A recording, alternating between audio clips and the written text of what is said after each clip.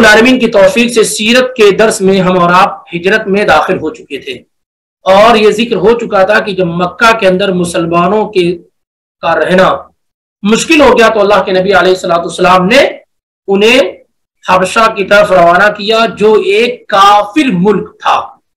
یہ پوائنٹ آپ کے ذہن میں رہے کہ کافر ملک تھا، لیکن وہاں پر جو بادشاہ تھا وہ عدل کرنے والا تھا، اس کے پاس ظلم نہیں ہو رہا تھا۔ تو اللہ کے نبی علیہ السلام نے رجب کے مہینے میں سن 5 نبوت کے 5ویں سال صحابہ کی ایک سرکل کو حبشہ جانے کی رخصت اور اجازت دی، اور جانے والے لوگ 11 یا 12 مرد تھے اور 4 عورتیں۔ تعداد میں تھوڑا بہت اختلاف موجود ہے، لیکن یہ زیادہ مشہور ہے۔ اور ان میں اللہ کے نبی علیہ السلام کی بیٹی اور آپ کے داماد عثمان بن عفان موجود تھے۔ جب یہ لوگ رجب کے مہینے میں وہاں پہنچے تو بالکل سکون اور اطمینان کے ساتھ رہے، اور واقعی جیسے اللہ کے نبی علیہ السلام نے بیان کیا تو ویسے ہی معاملہ تھا۔ اور رمضان کے مہینے میں ہوا ہے کہ اللہ کے نبی علیہ السلام کعبہ میں داخل ہوئے، اور اس موقع سے کفار کے بڑے بڑے لیڈرز موجود تھے وہاں، اور آپ نے سورہ نجم کی تلاوت کرنی شروع کر دی، بخاری کی روایت ہے۔ تو اس اب ظاہر سی بات ہے پڑھنے والے اللہ کے پیغمبر صلی اللہ علیہ وسلم، تو آواز میں جو تاثیر اور اٹریکشن ہو سکتا ہے، اور اللہ کے کلام میں جو تاثیر ہے اسے تو بیان نہیں کیا جاتا۔ اللہ کا کلام اور پڑھنے والے اللہ کے پیغمبر، اور کعبہ کے اندر پڑھا جا رہا ہے۔ تو جب آپ صلی اللہ علیہ وسلم نے سورہ نجم کی تلاوت کرنی شروع کی، اور سورہ نجم کی آخری آیت پہ سجدہ، اس سے پہلے کی جو آیت بھی بڑی چوکا دینے والی، المؤتفقۃ ہوا فغشاها ما غشا فبأي آلاء ربك تتمارى هذا نذير من النذر الاولى ازفت الازفه، یہ قیامت وغیرہ کا سب ذکر۔ افمن هذا الحديث تعجبون، کیا تم اس قرآن سے تعجب کرتے ہو، اور تم کم ہنستے ہو اور ہنستے زیادہ ہو۔ اور آخری آیت میں ہے کہ اللہ تعالیٰ کے لیے سجدہ کرو اور عبادت کرو۔ تو بے ساختہ اللہ کے نبی نے جب سجدہ کیا اس سجدے والی آیت پر، تو سارے کفار مکہ سجدے میں گر گئے، سارے کفار مکہ سجدے میں گر گئے بے ساختہ۔ اب یہ ان کے لیے بڑے آر کی بات ہوگی کہ جس قرآن کی مخالفت، جس نبی کی مخالفت ہم کرتے آئے ہیں، آج اسی قرآن کو سن کر کے ہم سجدے میں گر گئے۔ اب یہ چیزیں ان کے لیے بڑی آر کی بات تھی، تو انہوں نے نبی علیہ السلام کی طرف ایک جھوٹ منسوب کر دیا۔ اب بہت سارے سیرت نگاروں نے اسے ذکر بھی کر دیا، حالانکہ وہ ثابت اور درست نہیں۔ وہ کیا ہے کہ جب اللہ تعالیٰ نے کہا افرأیتم اللات والعزى ومناة الثالثة الأخرى، اس میں 3 بتوں کا ذکر کیا گیا، افرأیتم اللات والعزى ومناة الثالثة الأخرى، کہ کیا تم نے نہیں دیکھا لات کو، عزا کو، اور تیسرا بت منات کو۔ تو لوگوں نے کہا کہ نبی صلی اللہ علیہ وسلم نے اس کے بعد پڑھا تلک الغرانیق العلا، یہ جو تینوں بت ہیں یہ بڑی بڑی دیویاں ہیں، وَإِنَّ شَفَاعَتُهُنَّ لَتُرْتَجَى، اور ان سے شفاعت کی امید کی جاتی ہے۔ وہ کہنے لگے کہ ہم نے سجدہ اس لیے نہیں کیا ہے، ہم نے سجدہ اس لیے کیا کہ نبی صلی اللہ علیہ وسلم نے ہمارے 3 معبودوں کا ذکر کیا، اور کہا کہ یہ 3 معبود بڑے ہی پہنچے ہوئے ہیں، اور ان کے ذریعے سے شفاعت کی امید کی جاتی ہے۔ یہ جو ٹکڑا ہے نا کہ تلک الغرانیق العلا، یہ بڑی بڑے دیویاں ہیں اور ان سے شفاعت کی امید کی جاتی، یہ گڑھا ہوا ہے۔ یہ نبی علیہ السلام نے نہیں کہا، نعوذ باللہ من ذالک۔ تو وہ ان لوگوں نے کیا کیا، جب سجدہ کر لیا تو آر کی بات ہے نا، جس قرآن کو مٹانے کے لیے، اس نبی کو مٹانے کے لیے وہ لگے ہوئے تھے، پتہ یہ چلا کہ وہ خود سجدے میں پڑ گئے۔ تو اب اس کو چھپانے کے لیے انہوں نے کیا کہا کہ ہم نے سجدہ اس لیے نہیں کیا، ہم نے سجدہ اس لیے کر لیا کہ نبی علیہ السلام نے ہمارے معبودوں کو بڑا مان لیا، اور یہ بھی مان لیا کہ یہ قیامت کے دن شفاعت کریں گے۔ تو اس پورے واقعے کی خبر جو حبشہ لوگ گئے ہوئے تھے ان کو اس طریقے سے ملی، غلط خبر ملی کہ اہل مکہ نے اسلام قبول کر لیا ہے، اور اس لیے پھر وہ شوال کے مہینے میں حبشہ سے مکہ واپس آنے لگے، جو پہلا کھیپ گیا ہوا تھا، پہلی جو سرکل گئی ہوئی تھی کہاں؟ حبشہ کی طرف. واپس جب آنے لگے تو بالکل جب مکہ قریب ہو گیا، ایک دن کے فاصلے یا اس سے کم پہ فاصلے پہ رہ گیا، تو انہیں اصل واقعے کی خبر ملی کہ ایسا کچھ بھی نہیں ہوا ہے کہ اہل مکہ نرم ہو گئے یا وہ اسلام میں داخل ہو گئے، بلکہ معاملہ کچھ اس طریقے سے ہوا ہے کہ سورہ نجم اللہ کے نبی علیہ الصلوۃ والسلام نے تلاوت کی تھی، اور وہ غیر ارادی طور پر کیا ہے، قرآن میں جو تاثیر ہے نبی علیہ الصلوۃ والسلام کے پڑھنے کا جو انداز ہے، اور اللہ کے گھر میں تلاوت کی جا رہی تھی، تو بے ساختہ کیا ہے، قرآن کی اپنی جو کشش ہے اس کشش میں وہ بڑھ گئے اور انہوں نے سجدہ کر لیا، حالانکہ وہ اسلام میں داخل نہیں ہوئے. تو جب ان کو خبر ملی تو بہت سارے لوگ واپس ریٹرن ہو گئے، کہاں؟ حبشہ کی طرف. اور کچھ لوگ کیا ہے مکہ کے اندر چھپ چھپا کے داخل ہو گئے، یا کچھ لوگوں کو کافروں کے بڑے لوگوں نے کیا ہے پناہ دے دی کہ چلو ہم ان کو اپنی سیکورٹی میں رکھیں گے. تو بہت سارے لوگ واپس ہو گئے اور کچھ لوگ کسی طریقے سے مکہ کے اندر داخل ہوئے. جب مکہ کے اندر داخل ہوئے تو انہوں نے کیا دیکھا کہ صورتحال تو پہلے بھی سے زیادہ بگڑی ہوئی ہے. صورتحال کیا ہے؟ یہاں تو شور ہو گیا کہ اہل مکہ نرم ہو گئے ہیں، مسلمان ہو گئے ہیں، لیکن جو لوگ مکہ میں آئے تو صورتحال پہلے بھی سے بھی زیادہ کیا ہے بگڑی ہوئی، اور مکہ کے لوگوں کا ظلم و ستم مسلمانوں پر پہلے سے بھی زیادہ بڑھا ہوا ہے. تو اللہ کے نبی علیہ الصلوۃ والسلام نے دوبارہ انہیں ہجرت کرنے کا حکم دیا، اور یہ شوال کا مہینہ ہے کہ تم لوگ مکہ سے پھر دوبارہ کیا ہے حبشہ چلے جاؤ.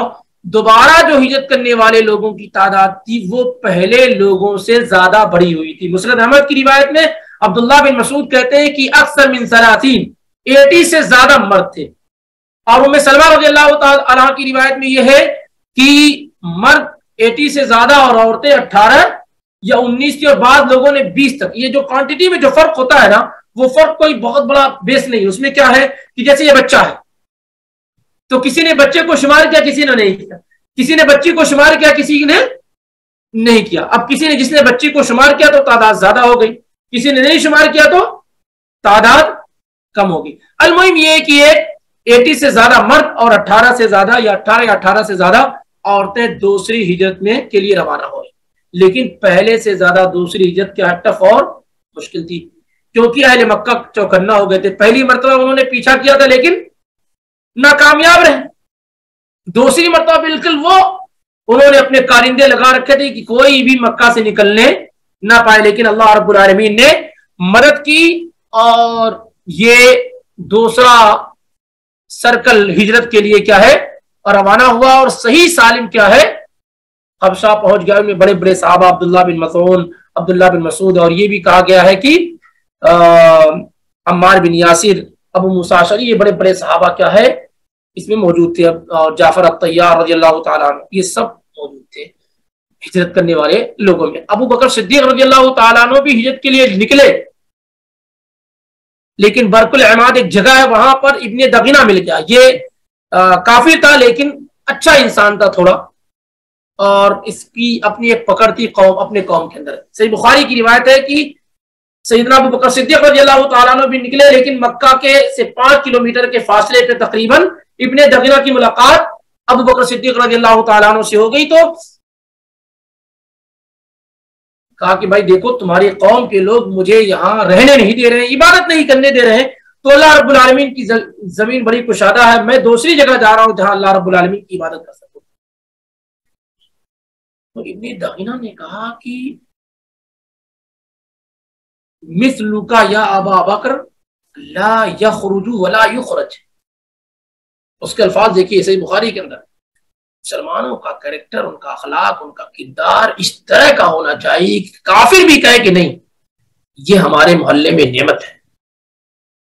کافر بھی کیا کہے کہ ہمارے محلے میں یہ نعمت ہے. ابن دغینہ نے کہا کہ مثلک یا ابا بکر لا یخرج ولا یخرج.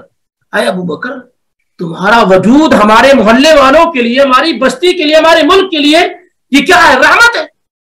تم جیسا شخص نہ اپنی مرضی سے چھوڑ سکتا ہے مکہ، یعنی آپ کو ہم جانے نہیں دیں گے، اور نہ ہی کسی میں یہ دم ہے کہ وہ آپ کو مکہ سے نکال سکے. इन्नका लतसिलुर रहीम, तुम तो रिश्तेदारियों को जोड़ते हो, कमजोर लोगों का सहारा बनते हो, बेवाओं यतीमों का ख्याल करते हो, जो कमा नहीं सकते उनके लिए कमाते हो, उनके घरों में अनाज पहुंचाते हो। तुम जैसा शख्स अगर मक्का से निकल गया तो मक्के की रौनक खत्म हो जाएगी। तुम वापिस चलो, तुम मेरी पुष्टपनाही में, मेरे सिक्योरिटी में रहोगे, तुम्हें इबादत करने की मुकम्मल छूट और इजाजत होगी, कोई तुम्हें नहीं रोकेगा। इब्ने दगीना अबू बकर सिद्दीक रज़ियल्लाहु ताला अन्हु को वापस लेकर आ गया और वाकई ऐसा ही हुआ कि अबू बकर सिद्दीक रज़ियल्लाहु ताला अन्हु आए और अपनी इबादत वगैरह मशगूल है। लेकिन अबू बकर रज़ियल्लाहु ताला अन्हु बहुत कुरान की तिलावत करते थे और बहुत रोते थे, बड़े रोने के अंदाज में कुरान की तिलावत करना और लंबी लंबी नमाज पढ़ना। तो उन्होंने घर के बाहर नमाज पढ़ना शुरू कर दिया, एक जगह बना रखी थी, नमाज पढ़ना शुरू कर दिया, कुरान की तिलावत करनी शुरू कर दी।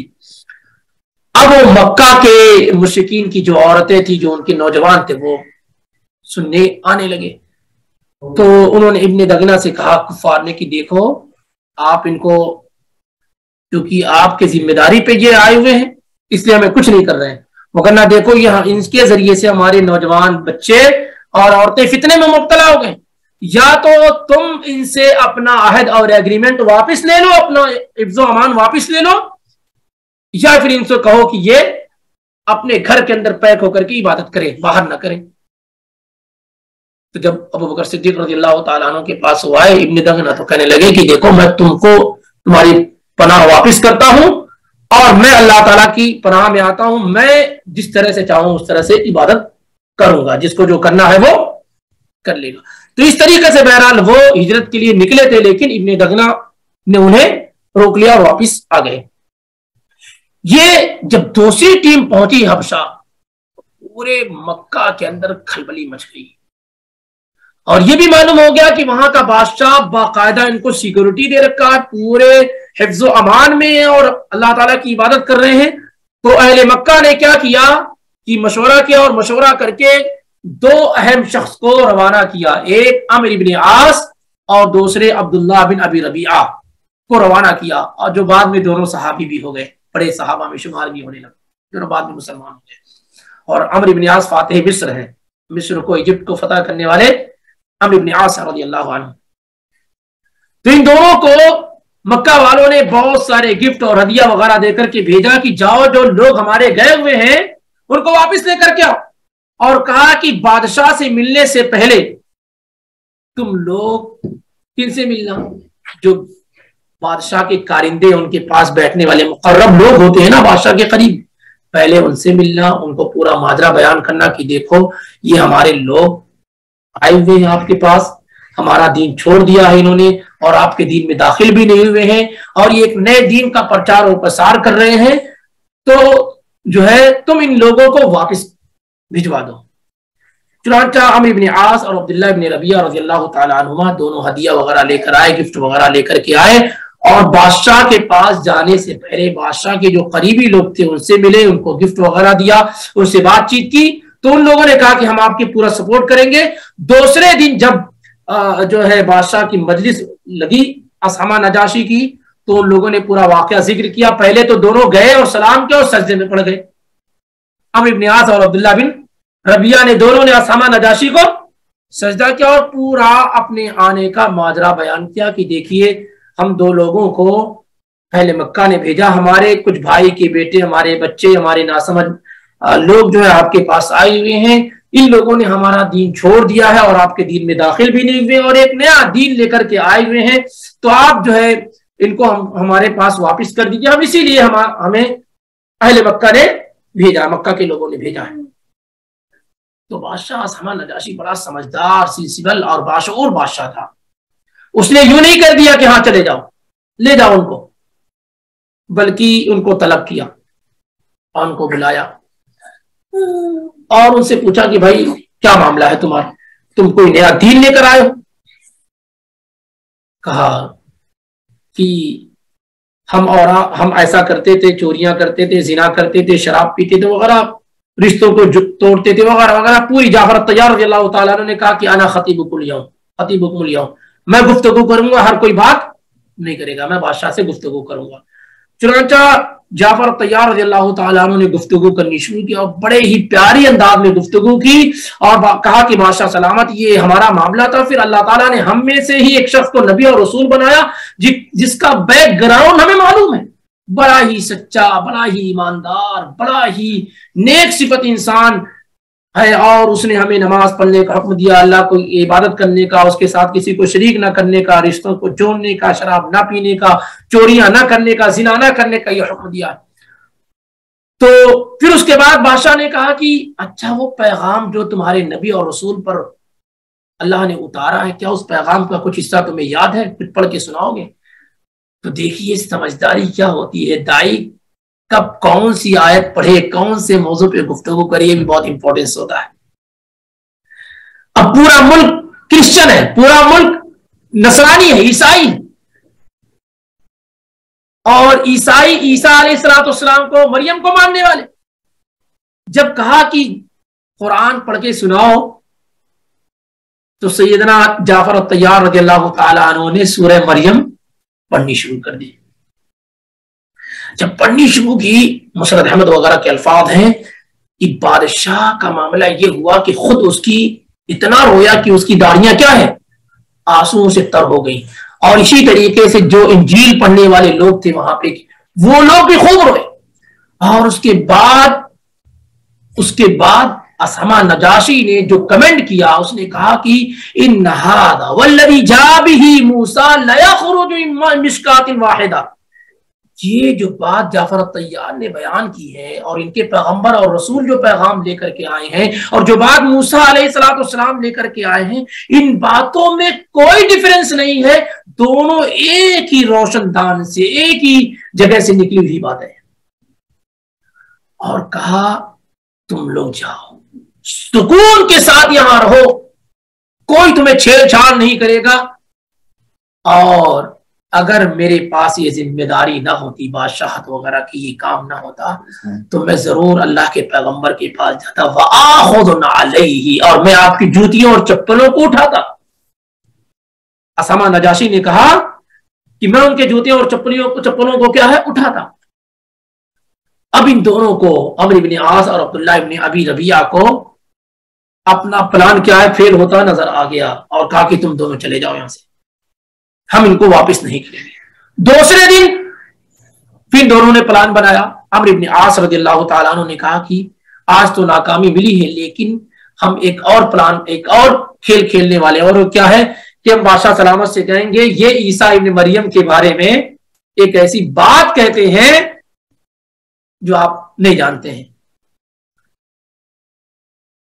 ये देखिएगा, गौर कीजिएगा, आज भी किताब और सुन्नत के खिलाफ जो लोग प्रोपेगेंडा करते हैं ना, वो इस तरह के ताश खेलते रहते हैं ताकि लोगों को क्या है, दूर कर सकें।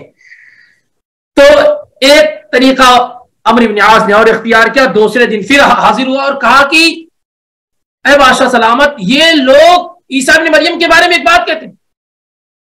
फिर बुलाया गया, क्या कहते हैं आप ईसा इब्न मरियम के बारे में? कहते हैं ईसा जो है अल्लाह के बंदे, अब्दुल्लाह व रसूलुहु व रूहुल्लाह व कलिमतुहु अलक़ाहा इला मरियम अल-बतूल अल-अज़रा। हम ये कहते हैं कि ईसा अलैहिस्सलातु वस्सलाम अल्लाह के बंदे हैं, अल्लाह के रसूल हैं, अल्लाह की रूह है, अल्लाह का वो कलिमा है, वो बात है जिसे अल्लाह ताला ने, जो मरियम पाक दामन थी, उनके रूह में, उनके रहम मादर में अल्लाह ताला ने डाला था।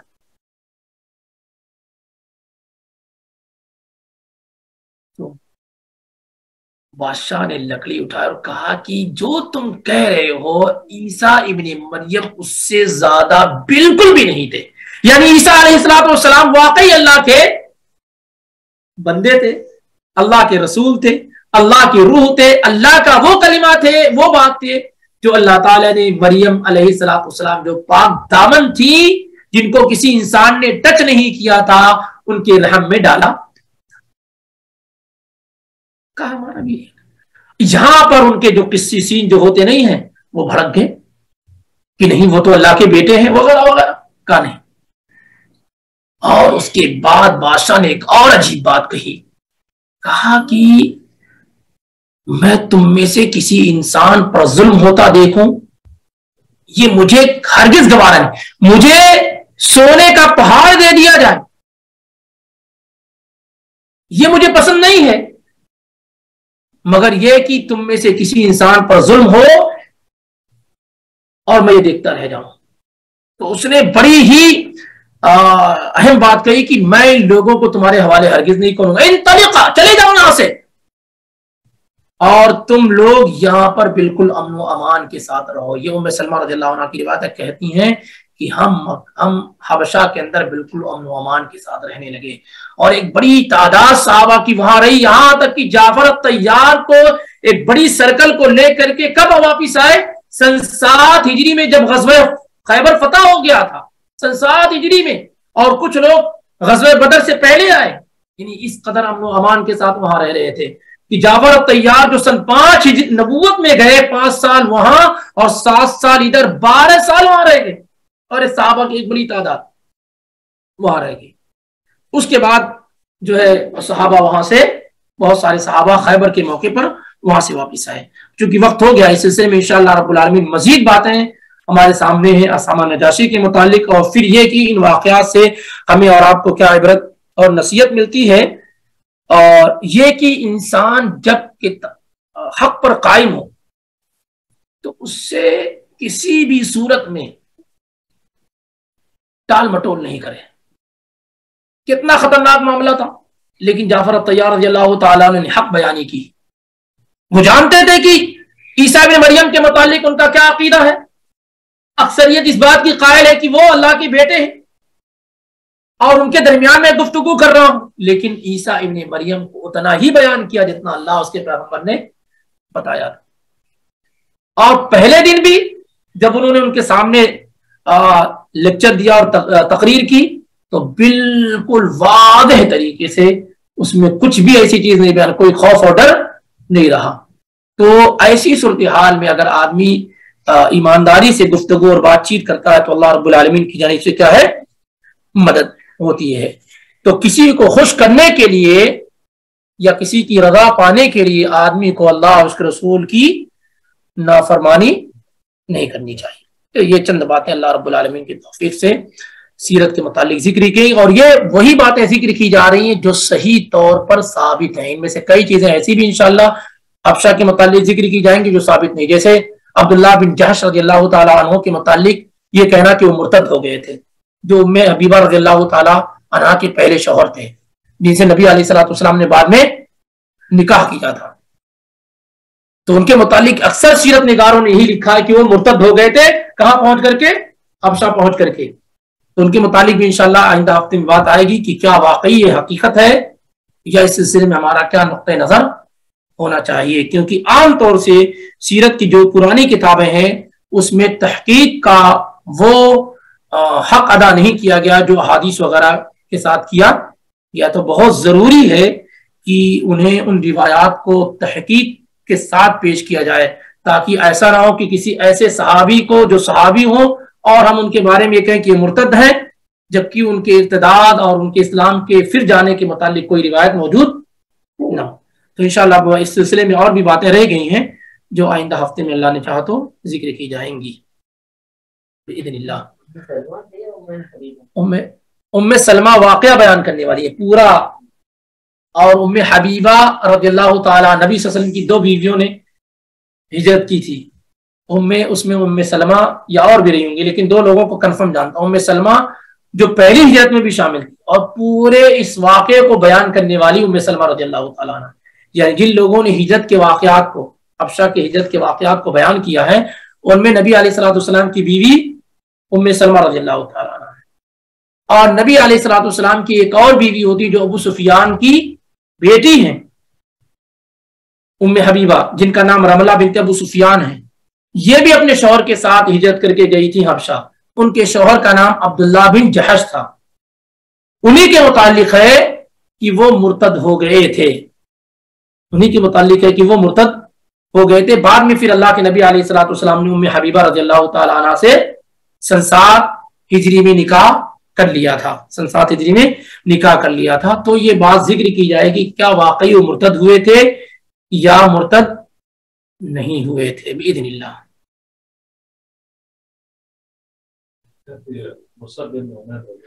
یہ بھی گئے تھے جی جی دونوں ہجرت ہو گئے، ایک دفعہ ہے پھر مدینہ تو پہلی مرتبہ تو گئے تھے، اس کے بعد مدینہ بھی ہجرت کر کے آئے. مدینے میں سب سے پہلے امبیسڈر، سب سے پہلے سفیر اسلام میں مصعب ابن عمیر رضی اللہ تعالی، آپ کے آنے سے پہلے، نبی صلی اللہ علیہ وسلم کے مدینہ آنے سے پہلے ہی نبی صلی اللہ علیہ وسلم نے مصعب ابن عمیر کو یہاں کا مبلغ بنا کر کے بھیجا تھا، اور وہاں پر اسعد بن زرارہ رضی اللہ تعالیٰ عنہ تھے جو ان کا سپورٹ کر رہے تھے. پھر ان دونوں کی مدد سے، ان دونوں کی کوششوں سے مدینے کے اکثر لوگ مسلمان ہو گئے.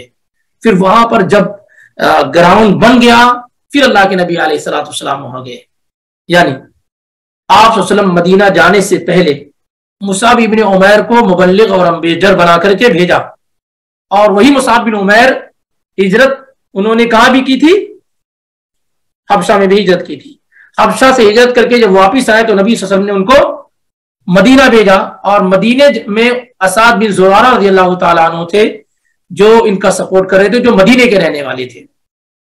دونوں کی مشترکہ کوششوں سے بہت حد تک اسلام کیا ہے مدینے کے اندر پھیلا. پھر اس کے بعد ان لوگوں نے نبی علیہ الصلوۃ والسلام کو یہاں بلایا. اسی لیے جب آپ مدینے میں داخل ہوئے تو آپ کا ویلکم کیا گیا، آپ کے خلاف آواز، کیونکہ پہلے سے زمین کشادہ کر دی گئی تھی. آپ داخل، بلکہ ان لوگوں نے کہا کہ آپ آئیے ہم سپورٹ کریں گے. انشاءاللہ وہ بیعت عقبہ ثانیہ جو ہوئی تھی اس سلسلے میں جب بات آئے گی تو یہ ساری کی ساری چیزیں ہوں گی. تو آپ نے مکہ اس وقت چھوڑا جب مدینے کی سرزمین کیا ہے بہت حد تک جو ہے بہتر ہو چکی تھی، اور اللہ تعالیٰ کا حکم اس وقت ہوا. بہرحال ورنہ اس کا کوئی فائدہ نہیں تھا کہ ایک سخت زمین سے دوسری سخت زمین پہ جائے، یہاں بھی دشمن وہاں بھی. تو پھر ہجرت کا کوئی فائدہ، ہجرت کا فائدہ اس وقت ہوتا ہے جب کوئی جگہ سخت ہو اور اس سے نرم جگہ اور نرم لوگ مل رہے ہوں، جیسے مکہ سے ایتھوپیا حبشہ کی طرف جانا، یا پھر مکہ سے مدینے کی طرف جانا. اور اس طریقے سے اللہ کی توفیق سے درس مکمل ہوا. اگر کوئی چیز پوچھنی ہے تو پوچھی جا سکتی ہے.